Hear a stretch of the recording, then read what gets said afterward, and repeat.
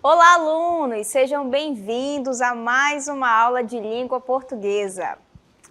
Eu sou Milena Marães, professora de língua portuguesa, e é um prazer tê-los aqui. Professora, o que nós vamos ter na nossa aula? Vejam aí comigo, nós teremos a nossa revisão e avaliação. Então vamos à nossa aula?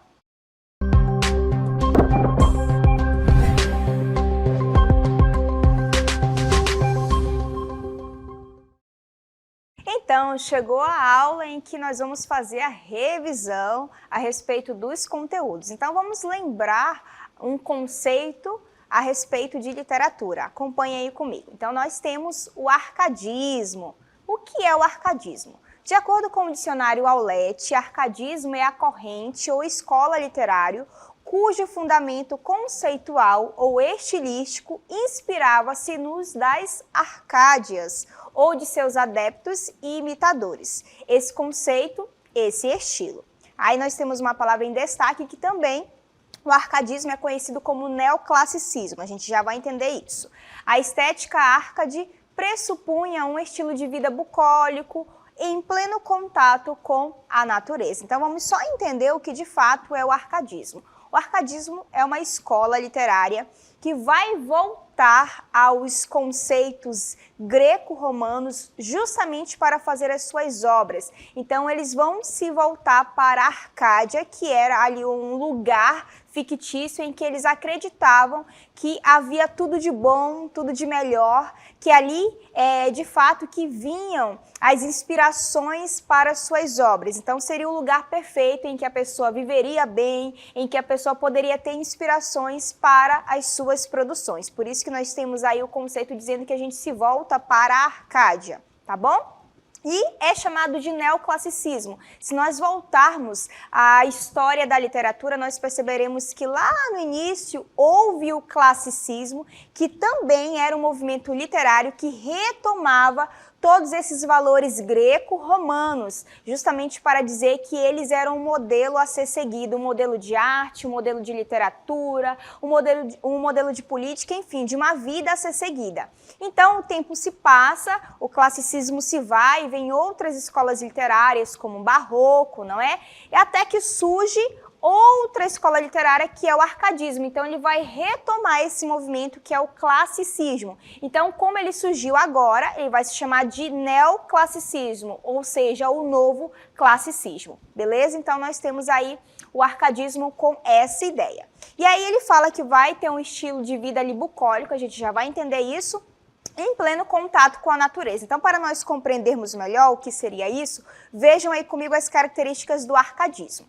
Olhem aí, nós temos primeiramente elevação do equilíbrio, sobriedade, harmonia e simplicidade. Aí nós vamos ter bucolismo, pastoralismo rural e efemeridade da vida. Então vamos compreender de que maneira essas características se dão.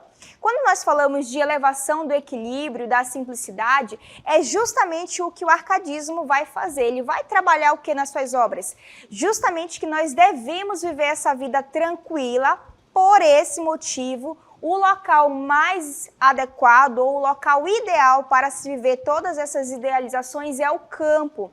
É por esse motivo também que nós vamos ter o pastoralismo rural, ou seja, o pastor, que é o dono do rebanho, ou a pastora, que seria a esposa, ou o amor desse pastor, é que são pessoas, digamos ali, que se mostram como vida ideal, como modelo de vida a ser seguido. Então, além disso, nós vamos ter o bucolismo, que é justamente essa valorização da natureza, esse contato com a natureza. Tanto que, se nós formos olhar todos os poemas, né, verificarmos, enfim, nós perceberemos que há ali a presença, né, da exaltação em relação à natureza e que o amor que é vivido deve ser vivido onde? Justamente no campo, no contexto rural. Beleza? Então nós vamos ter todas essas características no arcadismo. E aí, se eu vou ter essa vida no campo, se é o ideal a ser seguido, consequentemente, nós vamos ter o quê? A simplicidade, a harmonia, afinal, a natureza traz todos esses elementos. E se nós pensarmos mesmo, eu não sei se vocês gostam, assim,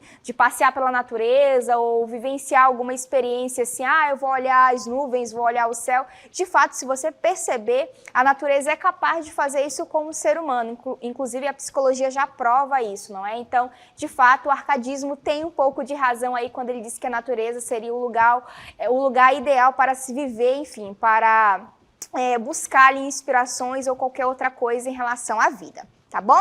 Então, nós temos essas características do arcadismo. Diante disso, nós vamos ter algumas expressões que vão aparecer no arcadismo. Acompanhe aí comigo. A primeira é fugere ubi, que quer dizer o quê? Fuga da cidade. Ou seja, o que isso quer dizer, professora? Se eu estou vivendo na cidade, mas a cidade não é o lugar ideal e sim o campo, então eu preciso fugir dessa cidade. Até porque a época, gente, vai o que? Acontecer toda uma revolução ali histórica, industrial. Se vocês voltarem à história, vocês vão perceber essa mudança aí, não é? Então, como essa situação vai ali afetando a vida do ser humano como um todo na cidade, então a cidade já se torna um lugar para não se viver a vida, digamos assim, e sim um campo. Então, por isso que nós temos essa primeira expressão. Depois nós temos loco amoenos, que quer dizer um lugar ameno. E justamente a natureza vai proporcionar isso, né? Vai indicar que, de fato, ali é um lugar mais tranquilo, mais cheio de harmonia para se viver. Aí depois nós temos o áurea mediocritas, que significa simplicidade de ouro. Então, se tudo isso aqui não tem, digamos, o rebuscamento, se não tem aquelas coisas que existem de fato na cidade, quando você, por exemplo, vive na cidade, você se depara com shopping, se depara com os prédios, mas isso nada se compara ao que, de fato, a natureza, o campo representa. É por isso que nós temos a simplicidade de ouro. Tudo ali é muito simples, mas isso não quer dizer que não vai haver felicidade. Pelo contrário, vai haver muita felicidade. Aí nós vamos ter o carpe diem, que é aproveitar o dia presente, aproveite o hoje, você precisa viver o hoje, porque amanhã vai que você não esteja mais aqui. Então é necessário aproveitar o hoje, sem nenhum sofrimento. E depois nós temos o inutilia truncar, que quer dizer o quê? Cortar aquilo que é inútil. Então, tudo aquilo que é excessivo, que é um excesso, que não serve, a gente tem que cortar. Então, a gente vai usar essa expressão dentro também das obras Árcades, né? Para justamente justificar que tudo isso que se vive na cidade é um excesso, então o campo seria o melhor lugar para, de fato, se viver sem essas inutilidades, tá bom? Aí nós temos alguns autores aí do arcadismo, que foram quem, professora? A gente vai verificar agora. Quem foram os principais autores? Então nós tivemos aí Tomás Antônio Gonzaga, Cláudio Manuel da Costa e Basílio da Gama. Lembrando que o Tomás Antônio Gonzaga foi o autor que mais mostrou as características do arcadismo, por isso que ele é considerado o principal autor do arcadismo, não é? E ele vai escrever o texto ali, Marília de Disseu, justamente um texto em que ele exalta a Marília, dizendo que eles vão viver um amor no campo e que a Marília é o amor da sua vida, enfim, todas essas características aí. Depois nós vamos ter o Cláudio Manuel da Costa, que inclusive era um amigo, muito, assim, amigo mesmo de Tomás Antônio Gonzaga, e ele vai escrever também obras que se voltam para essa temática, tá bom? E depois nós vamos ter Basílio da Gama também, sobretudo com o livro Uruguai, que faz aí um grande sucesso dentro dessa escola literária, beleza? Então esses foram os 3 autores mais importantes para o arcadismo. Agora, passando um pouquinho da literatura, vamos nos lembrar a respeito de um conceito que é importante, que são os verbos. Mas, primeiramente, vamos acompanhar algumas frases aí para vocês entenderem o conceito. Acompanhe aí comigo. Então, nós temos aí a primeira frase, que é Maria correu pela praia. Se nós pensarmos, nós temos aí uma ação, não é? Qual é a ação? A Maria está correndo, está produzindo uma ação. Então, a primeira ideia é de ação. Depois nós temos João está triste. Perceba que agora não é uma ação, e sim um estado em que João se encontra, beleza? Depois nós temos eles viraram médicos, ou seja, antes eles eram outra, não sei, profissão, vamos pensar assim. Agora eles são médicos, então houve aí uma mudança de estado, beleza? Uma mudança, né, da situação em que eles estavam vivenciando. Depois nós temos hoje choveu no Amazonas, o chover está expressando um fenômeno da natureza. Depois, existem dois amores na minha vida, agora estou expressando existência, dizendo que há, que existe, ou de forma informal seria dizer assim, tem dois amores na minha vida, ok? A gente no dia a dia usa o verbo ter como se fosse um sinônimo de existir. Mas a gramática não considera aí como um sinônimo, tá bom? É por isso que a gente deve usar o existir ou o haver. Ela queria dinheiro em espécie, agora eu tenho a expressão aí de uma necessidade, de um desejo, bem como a última, ó. Precisamos de cautela. Então, quando os verbos expressam essas ideias aí, eu vou ter de fato a classe gramatical verbo. Toda palavra que expressa ação, estado, que expressa ali um fenômeno natural, existência, necessidade ou um desejo, eu vou ter o quê? Um verbo. Então, acompanhe aí comigo o conceito de verbo. Olha o que diz. Verbo é um termo que expressa ideia de ação, foi o que a gente viu ali com Maria, não é? Estado, João está triste, a gente viu isso com o João. Mudança de estado, eles viraram médicos, olha aí, uma mudança de estado. Fenômeno natural, choveu em Manaus, então a gente tem aí a expressão de um fenômeno natural, não é? Existência, existem dois amores. Se eu perguntasse, por exemplo, na sala de aula, quantos alunos há aqui? Ó, estou querendo saber a existência desses alunos. Então, nós temos um verbo aí.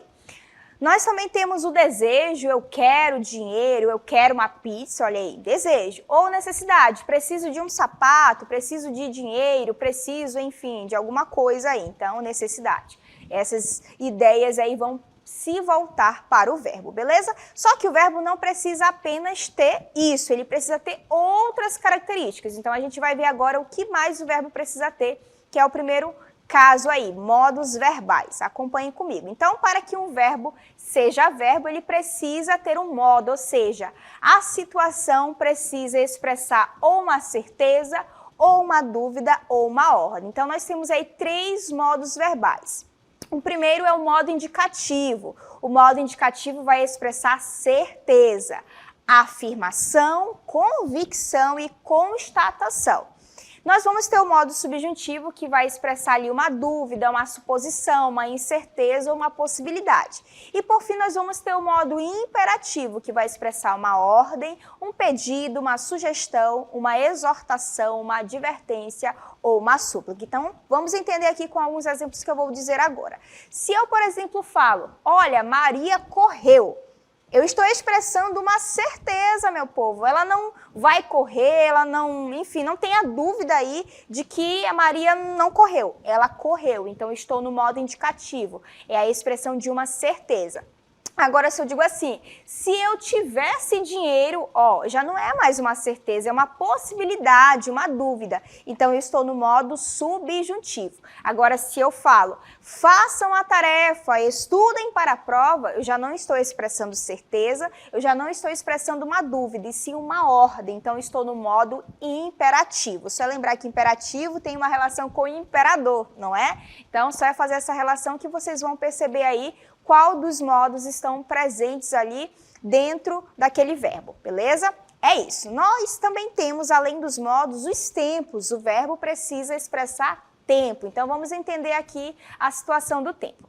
Nós temos o tempo passado, nós temos o tempo presente e nós temos o tempo futuro. Então, o verbo vai expressar a situação ou no passado, algo que já aconteceu. Milena dormiu, olha aí, é uma ação que aconteceu no passado. Eu posso expressar uma situação no presente, Milena dorme, é agora, não é amanhã, não foi ontem, é agora. Ou eu vou expressar uma situação no futuro, Milena vai dormir. Então, é uma situação que vai acontecer aí no futuro, beleza? Então, o verbo precisa apresentar esses tempos. Só que dentro desses tempos eu tenho as classificações. Acompanhe aí comigo. Então, dentro dos tempos verbais, nós vamos ter dentro do indicativo o seguinte, vejam aí comigo. Dentro do indicativo, aquele que expressa certeza, nós vamos ter o tempo presente, agora. Nós vamos ter o pretérito. Pretérito é a mesma coisa que passado. Dentro desse pretérito, eu vou ter o pretérito imperfeito. É uma ação que aconteceu no passado, mas eu não sei se ela terminou. Se eu, por exemplo, digo, Milena falava, Eu não sei se a Milena continuou a falar ou se ela parou a ação, não sei. Eu não sei se a ação foi concluída, beleza? Por isso que é pretérito imperfeito.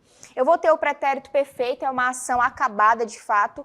Milena falou. Ó, eu tenho a certeza de que a ação foi realmente concluída. E o pretérito mais que perfeito, que é uma ação que acontece antes de outra ação no passado. Milena falara, vai ter esse irá no final. E aí vai ser uma ação que já aconteceu antes de outra ação no passado, beleza? Nós vamos ter o futuro do presente é algo que vai acontecer amanhã. Milena vai falar. E o futuro do pretérito, que era uma possibilidade. Milena falaria. Poderia acontecer, mas não aconteceu. Beleza? Então, dentro do indicativo, nós temos esses tempos. Além disso, nós temos o outro, vejamos aí que é o subjuntivo. Eu vou ter o presente, eu vou ter o pretérito e eu vou ter o futuro, tá bom? E no imperativo eu só vou ter o tempo presente, só agora, faça. E aí, lembrando, nós temos o imperativo afirmativo, faça, fale, e nós vamos ter o imperativo negativo, não faça, não fale. Beleza? Então, vamos só recapitular agora o que nós vimos aí de informações nesta aula. Vejam aí comigo.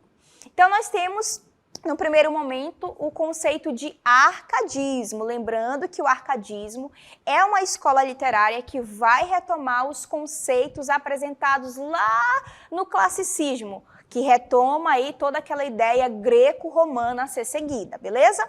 Dentro do arcadismo, nós temos as características. E o que são essas características? Busca pela simplicidade, fuga da cidade, nós vamos ter a valorização do campo, o pastor e a pastora sendo exaltados ali, ok? Nós vamos ter a valorização desse bucolismo. A principal característica, aí guardem bem esta palavra, é o bucolismo. Isso cai demais em provas, tá bom, gente? Nós vimos aí os autores do arcadismo, Tomás Antônio Gonzaga, o principal autor, não é? Depois nós temos o Cláudio Manuel da Costa e, por fim, nós vamos ter o Basílio da Gama. Claro que existiram outros autores, beleza? Mas os principais são esses três. E o principal do principal é o Tomás Antônio Gonzaga com o seu texto Marília de Disseu. Guardem essa informação. Depois nós vimos o conceito de verbo. O verbo é aquele que expressa uma ação, uma necessidade, um fenômeno natural, um estado ou uma mudança de estado. Só que assim, gente, ele não precisa só apresentar isso, ele tem que apresentar outras situações. E quais são? O tempo e o modo. Então, lembrando que o tempo pode ser o quê, gente? Passado, presente e futuro. O verbo precisa apresentar essas ideias, tá bom? Dentro daquela palavra, eu preciso ver a ideia de tempo, mas não só isso, eu preciso ver a ideia de modo. É uma certeza? É uma dúvida? Ou é uma ordem? Se for uma certeza, eu vou ter o modo, o quê? Indicativo. E se for uma dúvida? Modo subjuntivo. E se for uma ordem, modo imperativo. Lembrando também que os verbos precisam apresentar as pessoas. Aí eu tenho as pessoas quais? Eu, tu, ele, nós, vós, eles, não é? E agora nós temos o você aí, que é para se referir à segunda pessoa, mas na conjugação vai se conjugar como a terceira pessoa do singular, se for você, e terceira pessoa do plural, se for vocês. Beleza? Então, o verbo precisa apresentar essas ideias, além daquelas apresentadas ali como um sentido do verbo. Tá bom? Então, em resumo, foi isso que nós vimos na aula. Eu espero que eu tenha ajudado aí você a revisar tudo que foi de fato importante, tá bom? Eu fico por aqui.